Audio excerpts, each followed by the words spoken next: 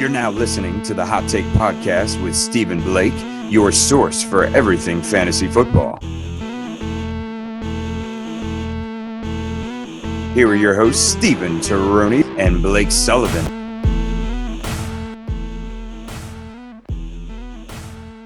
Welcome in to the Hot Take Podcast. My name is Stephen Taroni, the fantasy professor, and I'm going to be joined here in a minute by my co-host, Blake Sullivan. And we have a special guest today on the show, the late round QB himself, JJ Zacharison. So let's get into it. We are going to talk some QBs today. We've done our rankings for wide receivers. We've done our rankings for running backs. Tune into those episodes. We've had Matt Harmon on. We've had Bob Lung on for running backs. Some pretty good guests, some pretty good information for our running back and wide receiver rankings. So today we are going to get into quarterbacks, but we really want to focus on the late round guys today. So we're going to talk 7 through 15, and these are the guys that you can get, kind of at a discount. I will say that last season, 2018, quarterback 7, which was Aaron Rodgers. Aaron Rodgers had a bad year, down at number 7. We have him ranked a little bit higher, so we might not get to him today in detail. Quarterback 7 was Aaron Rodgers last season. QB 15 was Phillip Rivers. 15.5 fantasy points separated these two in 0.5 PPR scoring. Unreal. So what does that tell you? It means that quarterbacks are expendable. It means that we know that you can wait on the quarterback. I think that the general consensus is on board. And, even in the Scott Fishbowl 9, which I'm participating in, it's a super flex league, which means you start 2 quarterbacks. You have the option to start a quarterback, so that means you will. Even in that league where you would think quarterbacks are flying off the board, not as much as you might think. Some of these divisions, it is the case where, you have a couple QBs going in the first 2 rounds, but not this one. There's people that are really waiting. We're now in the 5th round, and there's still a lot of good options on the board. So before we get into the quarterbacks, I want to just thank Full-Time Fantasy, #FTFPodNet, Jim Day, Scott Atkins, and the guys over there, making it happen for the podcast network. They have 16 pods right now, including ours. So check out that website. You can check out all the awesome content that they got going on over there. Of course, the hot take is going to be the hottest. And, we really are doing a lot right now with the hot take. And we actually have a Patreon page that my guy Blake set up. So check that out.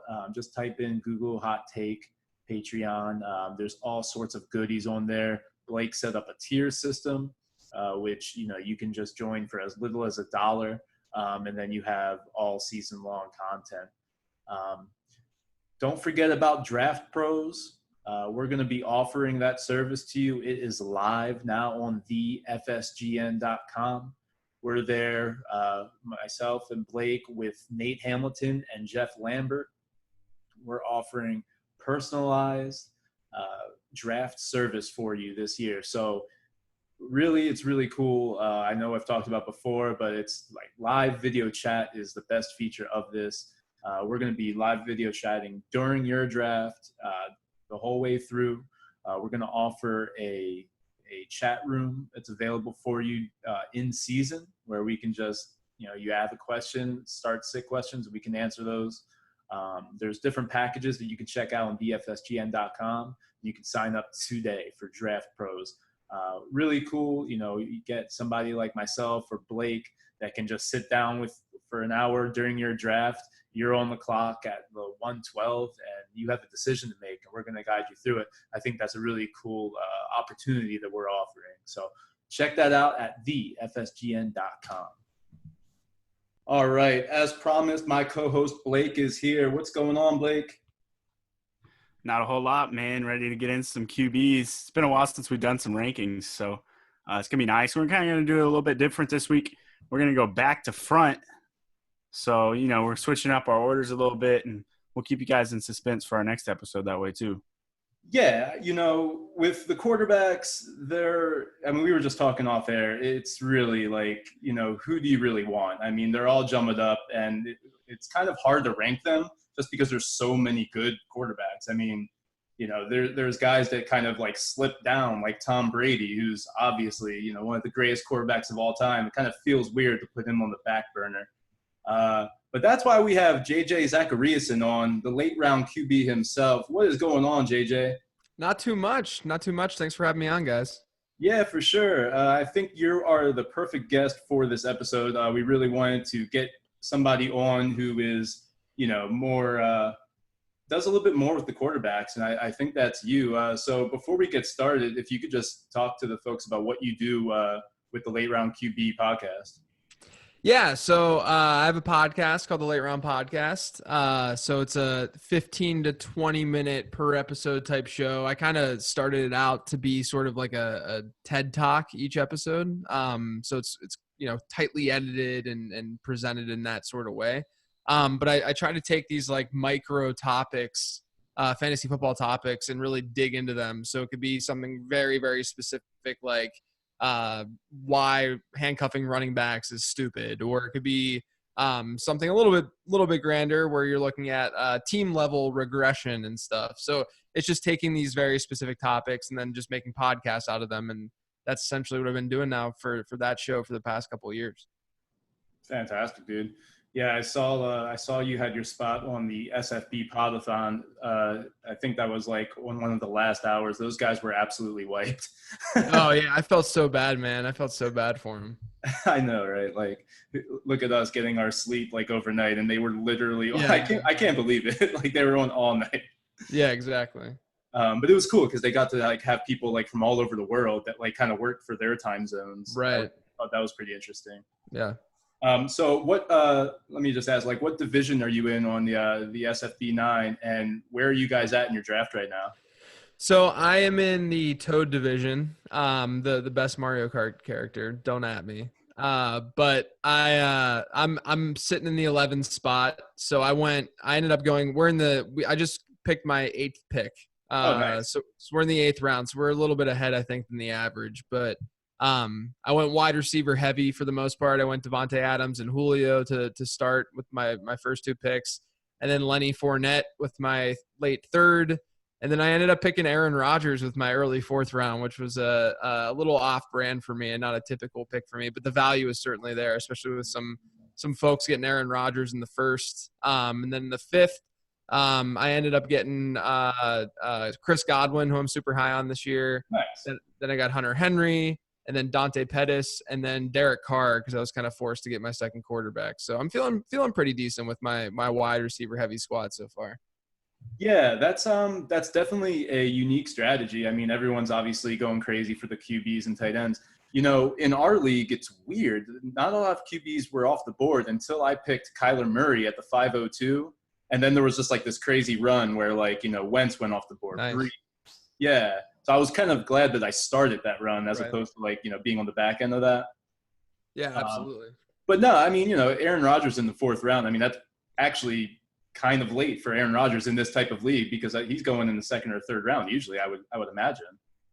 Yeah, for sure. So, but we're going to talk about Aaron Rodgers a little bit. He was actually the QB7 last year in 0.5 PPR scoring, and before we get in, and we're about to jump in here to the rankings here, I just want to say that 7 through 15 last season. So this is the QB7, which was Aaron Rodgers, and then the QB15, which was Phillip Rivers. They were separated by only 15.5 fantasy points. That's ridiculous. 8 quarterbacks in that bunch separated by 15.5 fantasy points. So I think that everyone is kind of on board now, JJ, like where you've probably been on board for a while on this late round QB stuff. I think more people are doing it more than ever. Yeah, it seems like it. QB ADP has definitely dropped year over year. We see it pretty consistently. I mean, back whenever I wrote the late round quarterback ebook, which is really what started me down this path and doing analysis and stuff, it was back in before the 2012 season, and that season we had 5 quarterbacks being drafted in the first 2 rounds. It seems completely unheard of these days with where quarterbacks go. But definitely the replaceability aspect of things, as the quarterback position has seemingly gotten deeper and deeper. That's definitely helped the cause as to why, you can wait on your quarterback. You don't really need to feel that urge to reach for one. Exactly. Yep. And, like you said, it's deeper than ever. I mean, there's guys on our list like Andy Dalton that's not even on the list. Right. Eric Carr, people like that could actually have decent seasons. Sam Darnold, who I'm big on. These guys are going into the 20 to 25 range as far as where they might finish. And, they're decent quarterbacks for your team and solid streamers for you. So Blake, you mentioned you wanted to start at the back and go to the front. Do you just want to start at QB 15 and go from there? Or do you want to start at 20? No, I think maybe 15 would be good. And then we could potentially mention afterwards, if we have time, we'll just throw in a couple of those guys that didn't quite make the cut and reasons why they're just outside but close. Awesome, man. So let's kick it off here at your QB 15, and that's Jameis Winston. So I have him a little bit higher. I think I have him at QB 10, and then JJ, you have Jameis at QB 11. So yeah, why are you a little bit off on Jameis, Blake? And it's not necessarily that he's not going to have a decent year or you think that he's just trash, but why don't you have him closer to that QB1 range? Right. So for me, I always draft or I always put up these rankings as where I would have a guy based on how I can draft him and in his value. So I think he definitely has potential to at least be a top 10 quarterback. He could end up as a 7 or 8 even would be about my ceiling for Jameis Winston. But then I start looking at the factors that are going to limit him. You look at, granted, Ryan Fitzpatrick's not there this year. That's great. That gives me confidence in having him. I'm fine with drafting him, and I actually do like him later in the drafts. But the reason I have him lower is, one, I think that running game is going to be a lot better this year with Ronald Jones and Peyton Barber both getting more development. I think they're going to get a lot more carries. In the long run, I think that's going to help them be successful. It'll help Jameis Winston out, too. He's not going to be forced to throw as many passes. And hopefully that'll bring his interception rate down, which is really high for me. That's one of the reasons I have him lower.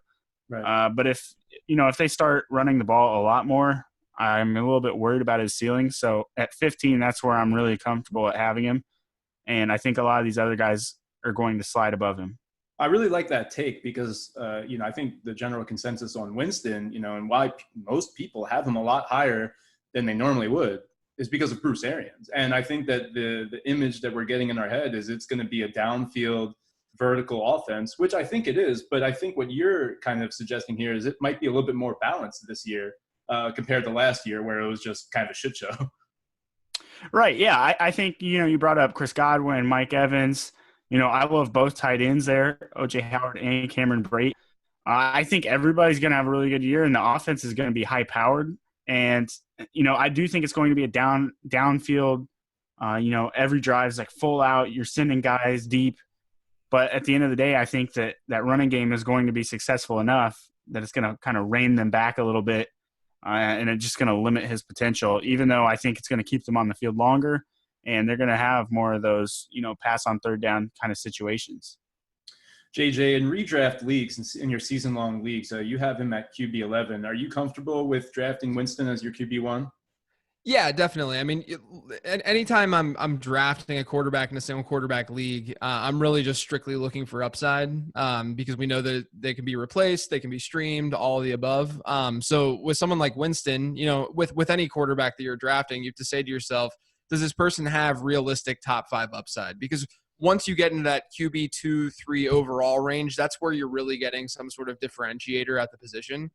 So around that QB 5 upside, it's just easier to say top 5. But I think Winston could realistically get there. I mean, last season, him and Fitzpatrick combined were essentially the QB 2 in fantasy football.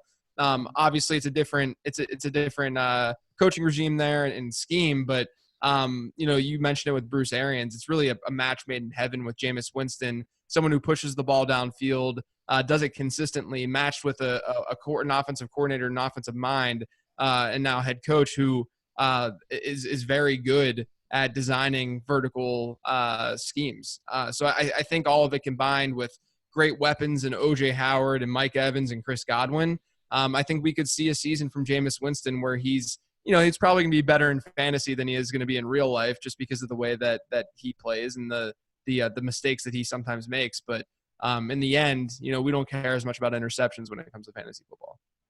Exactly. And, somebody like Jameis he's a gunslinger, so he's going to make mistakes, but then that just means he gets back on the field and you have another chance at points. And that's kind of how I've always looked at Jameis. I kind of see him being a little bit more grounded this year with Bruce Arians in town. I think that he won't be as erratic. I mean, he's still going to be Jameis Winston. I don't think his game is going to change just like that. But I think that he can be a little bit more grounded in his decision-making. And like to your point, JJ, the downfield passes is where he makes his bread and butter. I mean, like instead of doing like the over-the-middle stuff, throwing in tight windows, I mean, that's not him. So the more deep passes that he throws, I think can actually limit his mistakes. You brought up a good point, JJ, with like upside, right? Because based on what you just said, in a single quarterback league, there's no reason why you didn't draft Patrick Mahomes last year, right? I mean, I think everybody can kind of see, like, he's walking into a great situation. He has all these weapons. It's an Andy Reid offense. Why not pull the trigger on Patrick Mahomes in the 10th round? And if he doesn't work out, okay, great, you just stream the quarterback. So that's kind of what Patrick Mahomes taught us. I mean, you're not going to have a Patrick Mahomes season. You're not going to have an MVP-type season all the time from these guys.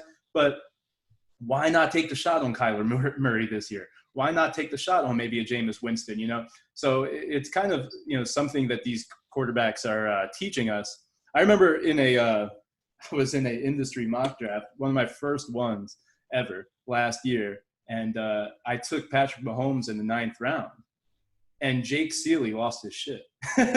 He was like, he was like, how could you do that? Like, I mean, this is just too high up for him. And I was like, I mean, really? Why not? It's one quarterback league where this isn't a super flex. So I don't know. I feel as if I'm on the same page as you, JJ. Like, go for that upside. If you think that Dak Prescott has top 5 upside, get him. Right. It's just get that guy, because all these quarterbacks are going to be jumbled up at the end of the season around the same scoring. Yeah, I remember when maybe it was entering last season, but there was a stat flying around that Phillip Rivers had like 6 or 7 straight seasons where he was a top 12 quarterback or something, like maybe top 14 or something like that. But every single year, Phillip Rivers was between like QB8 and QB14 consistently. But I don't care about that kind of production. Like that kind of production. I have a podcast called Living the Stream where we stream quarterback, tight end, and defensive picks each week, and we've been tracking our quarterback picks through over the last 5 years. So this is half a decade worth of data, and we have streamed successfully QB6s in a season and QB7s in a season. Phillip Rivers, that type of production, unless he has an outlier season, it's completely replaceable. So that's really why you got to flip that switch and really just strictly shoot for that upside. Yeah, it's wild. I mean, because there's 2 types of fantasy players. There's the one that sees that stat of Phillip Rivers and says, oh, okay, that's the guy I'm getting because I know what I'm getting. And then there's the guy who looks at that stat and says, I don't even want any part of that. Mm-hmm. So that's just kind of the give and take. I mean, we say it on this show all the time. I mean, scared money don't make money. And you got to just go for the players that you think have upside in this game, because it's all about scoring fantasy points. So, JJ, let's go down to 14 here on your rankings, JJ. You have Jared Goff. Talk to me about this, because that's definitely lower than the consensus. Yeah, I honestly, I don't even really mind Goff at all this season. It's really just the fact that there's so many guys that are there. I mean, I actually see a path for Goff to have a top 5 type season, especially if they change the way they call plays closer to the goal line. If this Todd Gurley situation isn't as favorable as and doesn't look to be. So I could see a scenario where, realistically, when we look at these sort of outlier seasons with quarterback, it has to do with touchdown rate. And we have somewhat of an outlier season in the touchdown rate statistics. So touchdowns divided by attempts. And really, I could see a scenario with Jared Goff where, his touchdown rate this season, he could certainly be a candidate for as someone who could have that crazy high touchdown rate where it would then regress the next season. I can absolutely see that. So I don't mind Jared Goff at all. It's really just he doesn't have the rushing upside that some of the guys in front of him do. Right. That's the main reason I placed him where I placed him. Yeah, I think that's the kind of the common thing I'm noticing with your rankings is the rushing quarterback you're kind of favoring, and I'm all for that. Last season, Jared Goff at QB6 overall in half-point PPR, 32 touchdowns, 13 interceptions. You know, he had 4,600 yards. So really great season for Jared Goff. I think, you know, he really came into his own. He's got the weapons. Obviously, having a healthy Todd Gurley helped.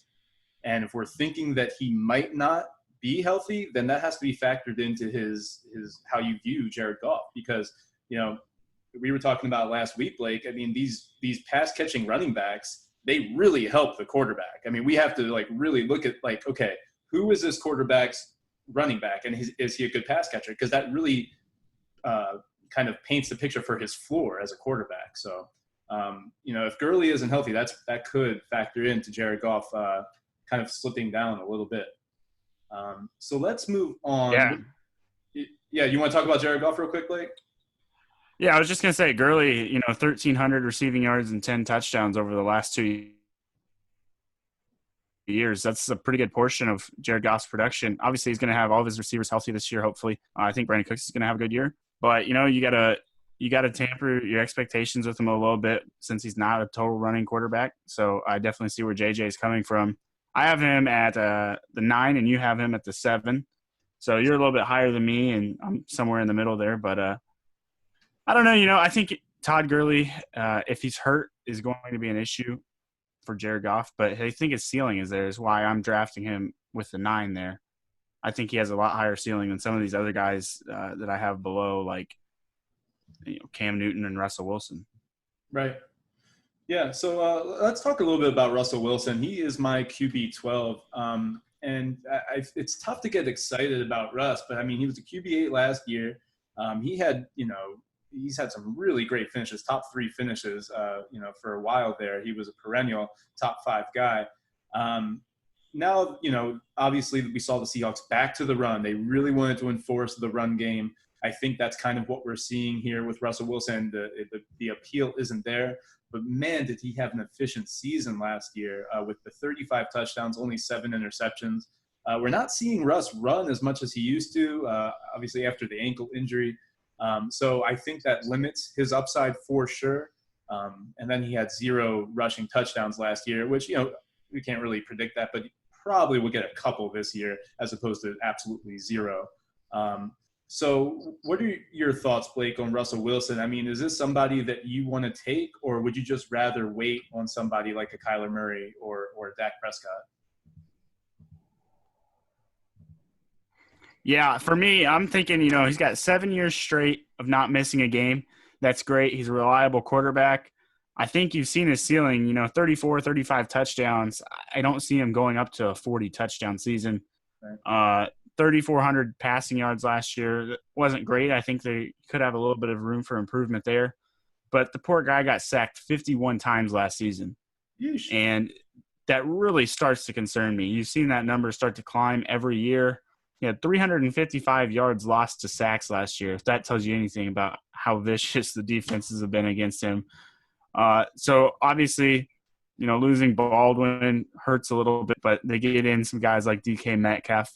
So I think he's still going to have guys there around him that are going to help him be successful. But at the end of the day, like you said, I think Chris Carson and Rashad Penny could get the majority of the workload there. And, you know, it's going to really limit Russell Wilson's potential. And to your question, I think I would much rather draft somebody like Kyler Murray, who, you know, you're taking a shot on him, but I think he's going to be in more of a go offense. They're going to be passing the ball downfield. They're going to be passing to their running backs, and hopefully his ceiling will be much higher.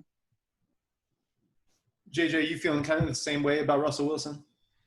Yeah, I don't like Russell Wilson at all this year. And the main reason, if you look at what he did last, so everyone screams regression when it comes to Patrick Mahomes, given what he did last season, and for good reason. Patrick Mahomes had an 8.6% touchdown rate, but Russell Wilson had an 8.2% touchdown rate last year, which is very, very close to Patrick Mahomes' rate. So there's some regression that will absolutely come in that column, even though he is a better than average quarterback. And typically we see higher touchdown rates from those kind of quarterbacks. And the Seahawks are going to be run heavy. They were run heavy last year, the most run heavy team in the league last year. There should be some positive regression there. They should see a little bit more. It's just very hard to sustain that level of running the football. I think the defense will probably not be necessarily as good as they were last season, so they'll naturally throw the ball a little bit more. But even still, when you factor in the touchdown regression that Russell Wilson's about to hit, and the other point too, he's lacking the rushing numbers, and a lot of that has to do with the lack of passing attempts. Because when you're not dropping back the pass, you're not scrambling as much. So his designed runs last season were actually right on point with what he did the previous 2 seasons. The difference last year is that he didn't have as many scrambles. And when you don't have those scrambles, you're not getting those fantasy points on the ground. And that's partially why, he wasn't able to find the end zone on the ground. We should expect 1 or 2 scores, like you said, as a rusher. But the days of Russell Wilson being a higher volume passer / runner, at least under Brian Schottenheimer, those are gone. Those days are gone. And I can't buy into Russell Wilson at his ADP as a result. Yeah, it's really tough. I think the name of Russell Wilson is still there for a lot of people that are drafting. So, he's going to go off the board a little bit earlier. So I'm okay with that. That's kind of like a sitting duck that I'm good with. You see kind of these players that, you might like them, but you don't have to like their ADP. And that's kind of the case with Russell Wilson right now. Like, if he was just a little bit cheaper and maybe there was guys going ahead of him, I might be inclined to take him. But look, the weapons, look, Tyler Lockett and DK Metcalf and David Moore, I like those guys, but I just don't necessarily see this as a high-octane passing offense. Obviously, they were top in the league last year in running the football, so in terms of rushing attempts. So let's go down to your number 11, Blake, and that's Cam Newton. So obviously Cam kind of fizzled out last year because of the shoulder. It was definitely problematic for fantasy owners. My buddy, he only needed I think it was less than a point from Cam against the Saints in week 15. He just couldn't do it, man. It was really tough for him to get the ball down the field. We really saw Cam struggle throwing the football. So you have him at QB 11. So I think JJ, you're the highest, right? You got him at QB 6, right? So you're expecting a big season from Cam Newton. Blake, start us off with Cam. Talk to me about why are you looking to draft him? Are you targeting him in redraft leagues right now? I don't think I would target him just because I think the guys surrounding him that you could get, like a Kyler Murray, Jerry Goff, maybe even Drew Brees, who's been falling kind of low. Matt Ryan's not too far away in those areas of the draft. I think I'd rather take a chance with them. I know they're healthy. I like their ceilings. Cam Newton does have a pretty high ceiling, but I do worry about that shoulder coming back this year a little bit. And then the touchdowns is another thing. So obviously he's going to get his rushing touchdowns, but we've only seen 1 year above 24 passing touchdowns. So that's something that does concern me. Is Greg Olsen going to stay healthy? If he does, that adds a nice extra piece into that offense, but I really highly doubt that he stays healthy all year. You got guys like DJ Moore and Curtis Samuel. I really like Samuel this year. And of course you got Christian McCaffrey, who's going to get the rock a lot. Last year he had 107 receptions for 867 yards. So that's great. But, he saw the run game pick up too, 117 rushes in his rookie season. But last year he had 219 carries. So that's one thing I'm looking at is, they're willing to run the ball with Christian McCaffrey, and he was successful doing it. So I expect to see more of that this year. JJ, 488 rushing yards last year, 4 touchdowns for Cam Newton. Do you see that going up this season? I don't know. It could certainly, and if it does, then he's easily going to pay off his price tag. I'm really just buying into him mostly because he has a great supporting cast right now. You mentioned Curtis Samuel, who's getting a lot of hype out of camp. I wasn't the biggest fan of him coming out of school, but he's definitely proved to be more than the hybrid that he was at Ohio State. I'm obsessed with DJ Moore. I think he's one of the best prospects that we've seen in a really long time at wide receiver. And even if Greg Olsen's banged up, Ian Thomas proved that he's not that bad of a tight end and pass catching tight end as well. And then Christian McCaffrey out of the backfield, of course. So I think that offense in general has a lot of interesting pieces and a lot of potential firepower. And it really started to click a bit with Norv last year as offensive coordinator. It was just that it crashed quickly because of Cam's shoulder. So again, the risk is certainly there with Cam's shoulder. Like he might not look the same, might not be the same. But again, I'm looking strictly at upside here, and Cam Newton is one of the players that you can definitely bank on as someone who has, that top 2 or 3 upside at the quarterback position. Yeah, if the new throwing motion becomes problematic at any point in games, and maybe he's feeling a little bit sore, maybe that's not a bad thing. Maybe he'll resort to running the ball a little bit more, which actually could be good. You get more points when quarterbacks run the ball than if you do passing. So in terms of fantasy, that might not be a terrible thing. And then, Blake, you mentioned it.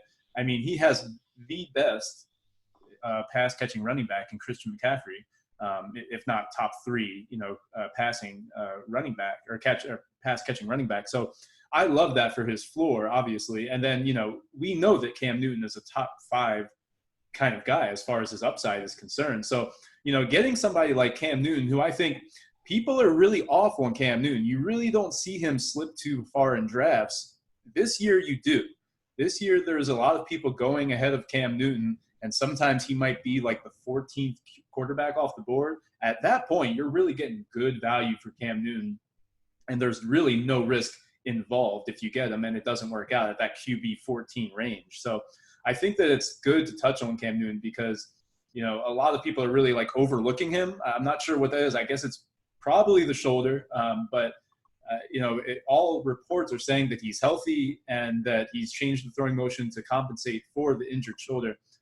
So all signs are pointing to a healthy, solid year for Cam Newton. So I think if you see him slip in drafts, you should jump all over that, especially like in the 11th, 12th round. I would buy that all day on Cam Newton.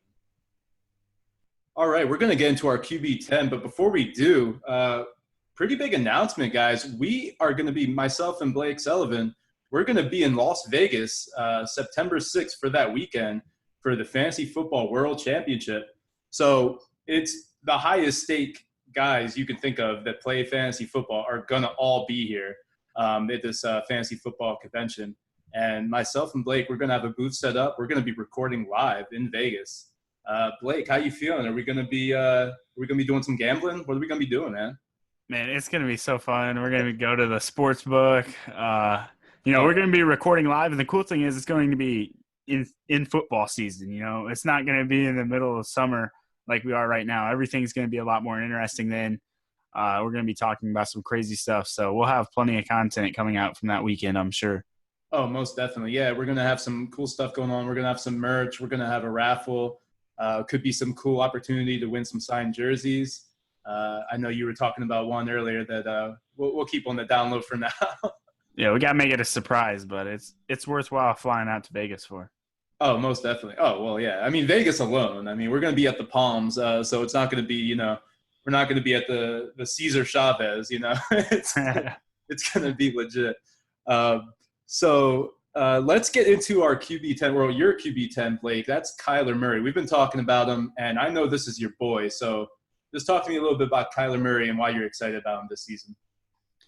Yeah, so I love Kyler Murray. I think he's got a top 5 upside, and he's one of those guys I think I would take a shot on maybe earlier. I would reach for him in a draft if he's coming up on the draft board. I have seen some people reach before you can even see him in the draft board. That's kind of one of my rules within the first 10 rounds is I don't want to reach for anybody that's not on the draft board. But I have seen it happening with Kyler Murray. He's kind of one of those polarizing players, much like Baker Mayfield was. But the thing I really like about Kyler Murray is he's going to get you those running yards that everybody wants. So that's what's really going to give him that top 5 upside. But having a running back like David Johnson, he's going to have Andy Isabella, Hakeem Butler, Larry Fitzgerald can catch anything. It's just kind of like this fail-proof offense that Kyler Murray gets to come into. And you look at his numbers compared to Baker Mayfield's in college, they're very similar. But when you're looking at the tools that are on each team's set offense, Kyler Murray has a better offense coming in than Baker Mayfield did last year. So I like his potential more so even than I did Baker's last year. And I was very high on Baker Mayfield last year. So, I have him at the 10, which is lower than you guys both. But that's where I'm really comfortable drafting him at. But I would easily draft him as the 6th or 7th quarterback in a draft and feel comfortable with it, especially if it's a 1 QB league. If you're in a super flex or something else, that might change it. Yeah, you're not going to have to draft him at the QB 10 even. So he'll be, down there probably QB 12, QB 13, especially in, your run-of-the-mill leagues where not a lot of people know who Kyler Murray is. But you bring up a good comparison. I mean, Baker Mayfield is the comparison as far as throwing the ball and then size, right? And then, of course, they have virtually the same college history with Texas A&M and Oklahoma. So the comparables there as far as throwing the ball downfield, kind of being able to move being able to throw while on the move, definitely there. But of course, Kyler Murray has the elite speed that made him a 1,000-yard rusher in his junior year at Oklahoma with 12 touchdowns rushing as well. JJ, you're the highest of us three. I think you have him at QB 7. Is that correct? Yeah, I do have my QB 7. I'm super bullish on Kyler Murray. You associate him also with the Cliff Kingsbury offense, which is going to be one that's not only going to probably throw a lot, but they're just going to run a lot of plays in general. So that's not only going to help him through the air, but he should. There are a lot of mouths to feed. / David Johnson's going to get his. But at the same time, with more plays, there's still going to be more opportunity for Kyler Murray to do work on the ground as well. So all of that, everything that you guys said about his college production and that comping to Baker Mayfield and actually being better, he's a very, very good prospect that, a couple inches isn't going to get me off of Kyler Murray. He is he could be a complete stud. Yeah, I mean, look what they said about Russell Wilson, right? I mean, it's a similar – he's very similar to Russell Wilson in that way coming out. They even both have the baseball background. And you got to love that from your quarterback, the multi-athlete quarterback. That's what the age that we're in, And honestly, you go back to like John Elway, also a two-sport athlete. So really that's very common in the quarterback position.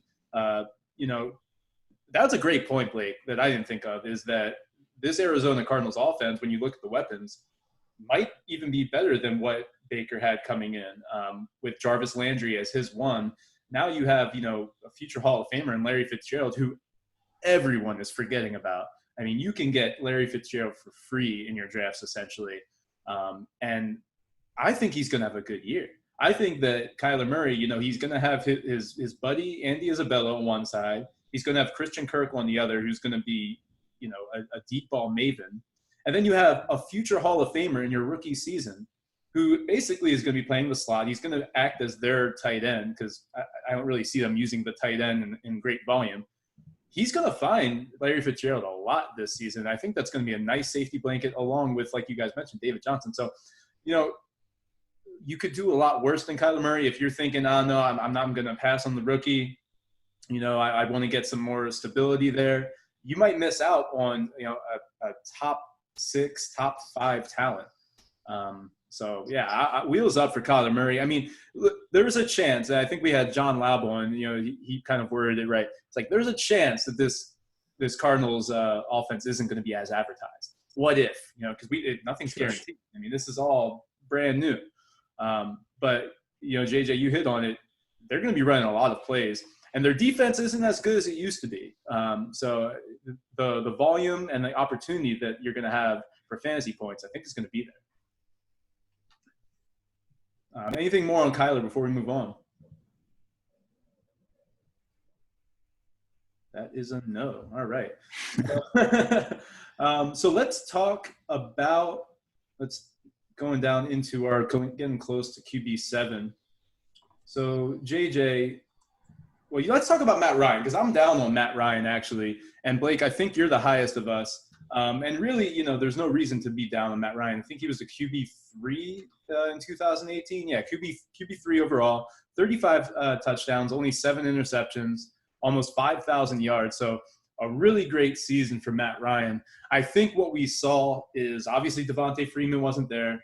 They weren't the desire to run the ball wasn't necessarily there because Tevin Coleman didn't, impress necessarily on the ground. So they had to throw the ball a lot, especially with their defense completely decimated. So I really believe that the regression is obvious, and I think we're going to see it, more balanced sort of offense for the Falcons, especially with Devontae Freeman back. JJ, he's your QB8. There's going to be a lot of QBs obviously around Matt Ryan, but is he somebody that you really want this year in fantasy? I wouldn't say he's anyone that I'm targeting. I think he's just kind of a safe bet. He's last season, you mentioned it. They threw the ball a lot. A lot of that had to do with the defensive injuries and just the way the game script went. But I think that if you were to look optimistically about Ryan and really see that path to upside, it's the fact that he's got arguably the best weapons that he's had since the Julio, Roddy, Tony Gonzalez days, where he wasn't as polished as a passer as he is now, honestly. So he's got great weapons. The offensive line is just filled with first round picks. The offensive line has the potential, because you don't know how they're going to mesh, but has the potential to be legitimately elite this year. So that combination really makes me feel excited about Matt Ryan. And then obviously there's the offensive coordinator change to Dirk Cutter. He played well with Dirk Cutter historically.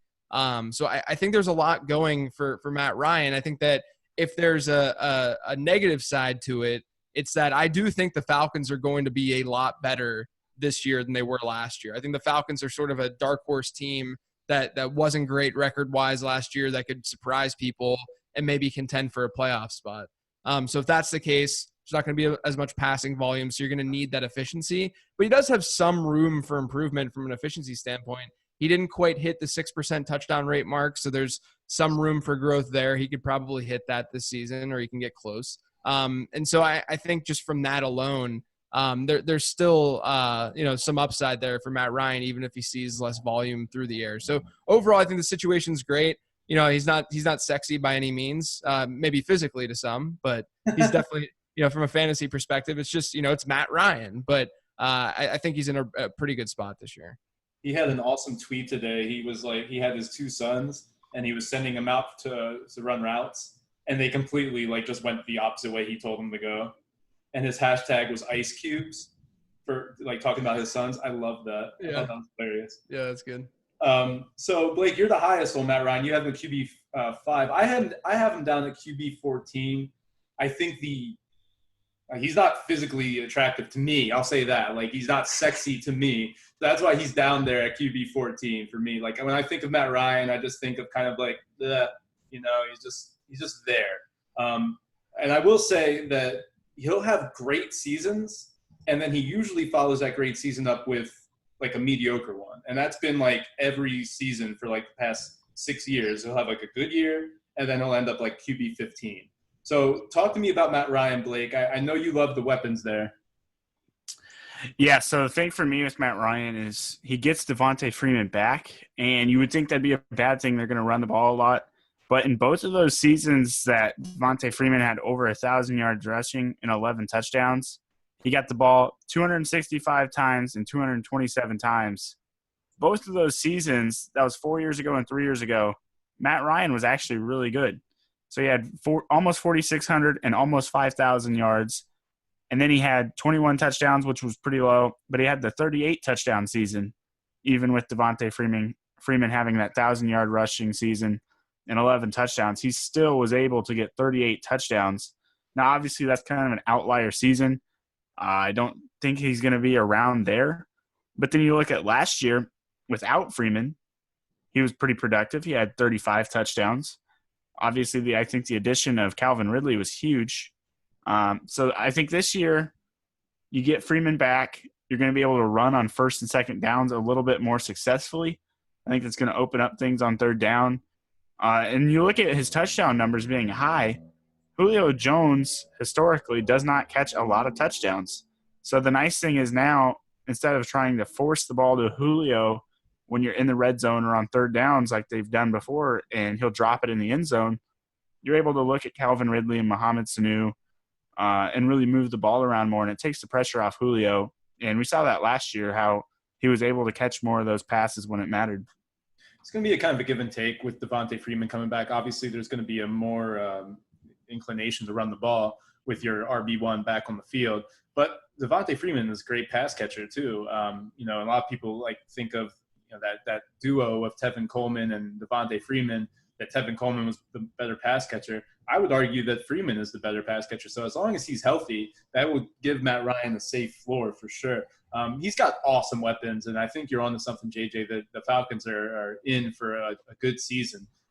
They actually have a pretty good defense when they're healthy. So yeah. I think that's going to throw some people off. That's kind of like a dark horse defense of mine that I know I can get at like the end of a draft if there's a defense in my league. And they're definitely going to be an option for streaming. So, yeah, I mean, I like Matt Ryan. I think that he'll have a decent season, but I'm probably not going to draft him just because I think that there's better upside with some of these other guys. One of those guys, and this is going to be the last guy we talk about, is Carson Wentz. So I actually have Carson Wentz as my QB5, and I was surprised when I was doing my rankings here. I had Aaron Rodgers at 3, Luck at 4, and I was thinking about Baker, and I have Carson Wentz at 5, mainly because of the weapons that he has. I think that around the middle of the season, Miles Sanders is going to come around. And I think if they use Miles Sanders a little bit in the passing game, and that would really help Carson Wentz. I think Darren Sproles is still there. I'm not sure how much they're going to use him. I'm not really factoring him in. But what you have is you have Deshaun Jackson, who actually is a difference maker. He really does help quarterbacks in their fantasy finishes. When Ryan Fitzpatrick was using him last year, I mean, it was just guns a-blazing for Ryan Fitzpatrick. This guy was finishing as a top 5 QB in some weeks. And that was really a lot, can be said for Deshaun Jackson. So he's got Deshaun Jackson now. He's got Alshon Jeffrey, who, again, people are forgetting about. And then, of course, Zach Ertz, who can put up 1,000 yards at the tight end position. So you combine all of that, and then, of course, Nelson Aguilar, you're going to have a lot of yards to go around here. We saw Carson Wentz finish as the QB6 in 2017. So it's not out of the realm of possibility. I'm liking Carson Wentz. I think you're going to have to pay a little bit for him. And then, where you draft him, he's going to have to hit that ceiling almost. But I think that you could do a lot worse than Carson Wentz this year in 2019. Yeah, for me, I'm having Carson Wentz a little bit lower. He's at my 8. He's above JJ. JJ's got him at 10. The thing for me is his yards are going to be about 1,000 less. Well, I shouldn't say 1,000 less because obviously the last 2 seasons he did miss time. So let's just say 500 yards less throwing.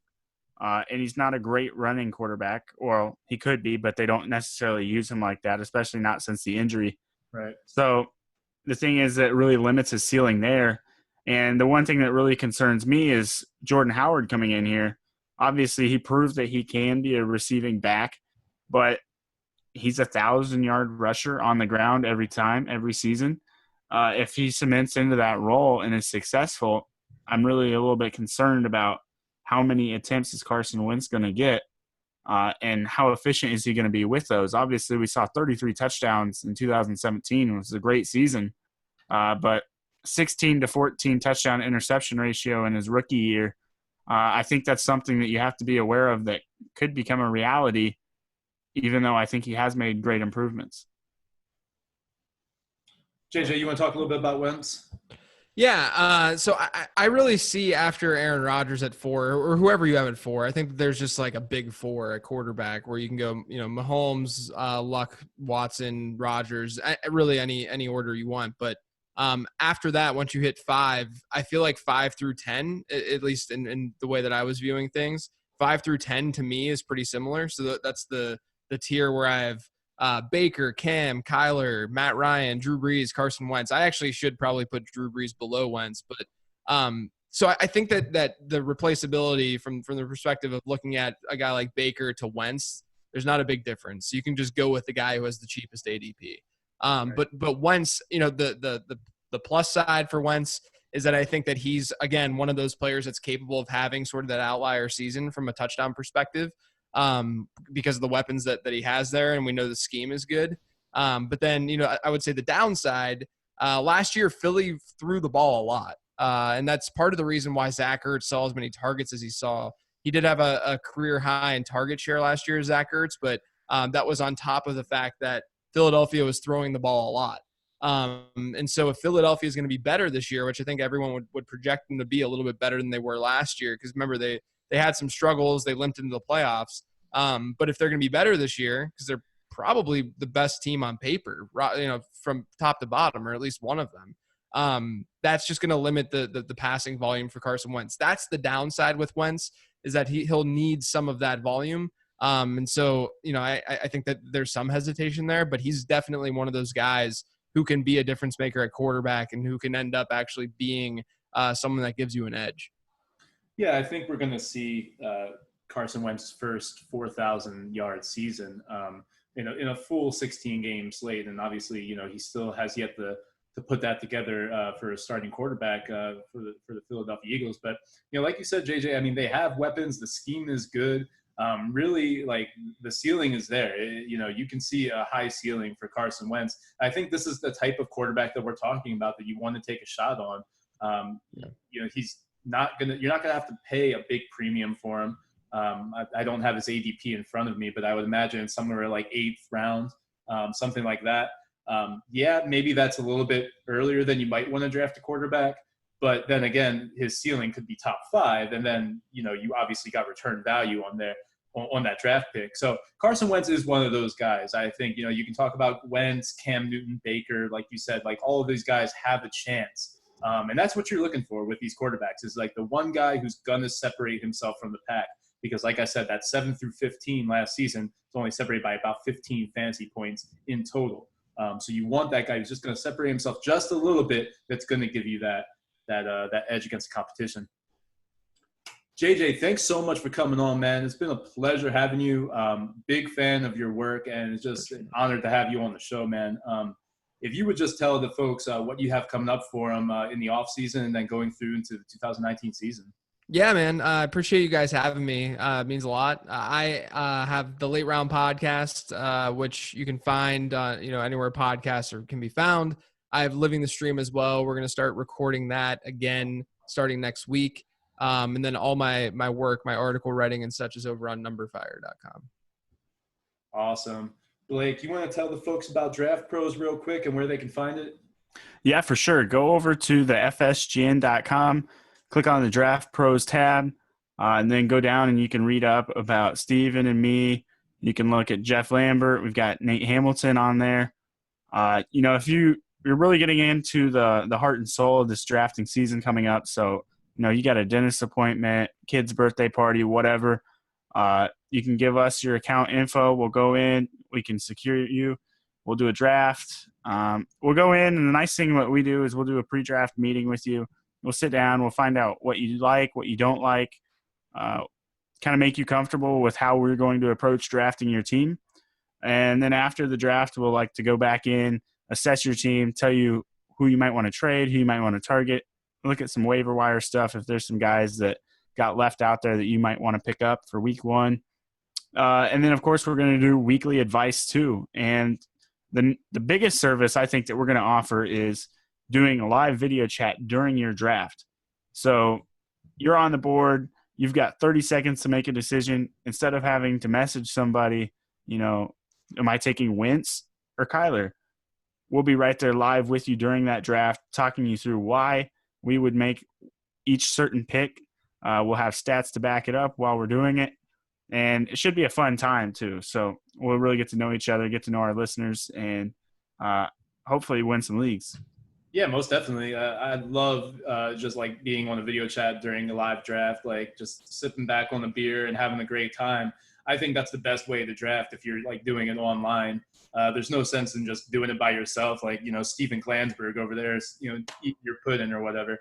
Come on over to Draft Pros and we're going to draft with you and hopefully get you a championship, because that's what we're all about here on The Hot Take. Remember, you can find us on Spotify, iHeartRadio, iTunes. Check us out on the Full-Time Fantasy Pod Network, soon to be on YouTube, of course. On behalf of Blake Sullivan and JJ Zacharison, my name is Steven Tironi. This has been the Hot Take Podcast.